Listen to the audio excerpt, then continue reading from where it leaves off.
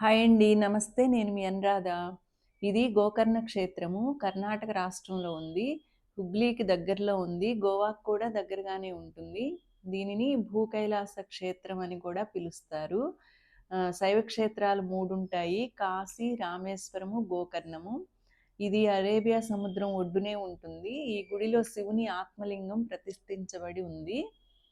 రావణాసురుడి తల్లి పేరు కైకసి. ఆమె గొప్ప శివభక్తురాలట. రోజు మట్టితో శివలింగాన్ని చేసి పూజిస్తూ ఉండేవారట. అది చూసి రావణుడు శివుని మెప్పించి, నీ పూజకు ఆత్మలింగం నేను తెస్తాను అని వెళ్తాడట.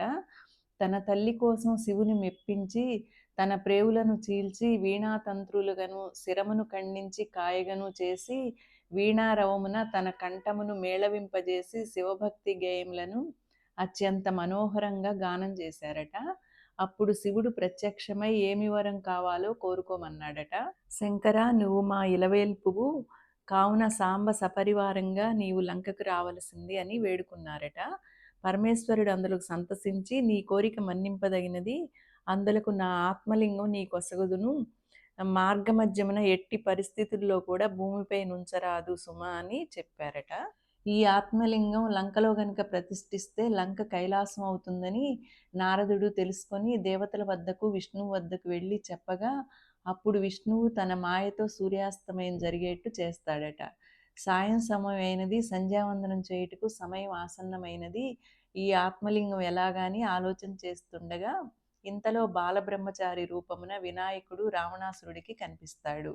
నాయన, నీ పేరేమి అని అడిగితే గణేష భట్టు అని చెప్తాడు. అయ్యా, తామెవరో నేను తెలుసుకోవచ్చా అని వినాయకుడు అడుగుతాడు. నేను లంకేశ్వరుడును, రావణాసురుడను. ఓరి దేవుడా, రాక్షసులకు రాజు అన్నమాట. నీకు 10,000 దండములు. అయ్యా, ప్రొద్దుగుంకుచున్నది. చీకటి వేళలా రాక్షసులు మనుజులను కుడుములు నమిలి భక్షించెదరు. నేను మా ఇంటికి ఏగవలయను అని గణపతి వెళుతుంటే, బాలక, రాక్షసులకు హృదయమే లేదందువా, మంచి పని చేసిన వారికి మేలు చేయును. చెప్పిన మాట వినని బాలుర చెవి నులిమెదనని నవ్వి, ఈ ఆత్మలింగము చేతియందు ధరించుము, నేను సంధ్యావందనం ఆచరించి క్షణంలో వస్తానని చెప్పారట.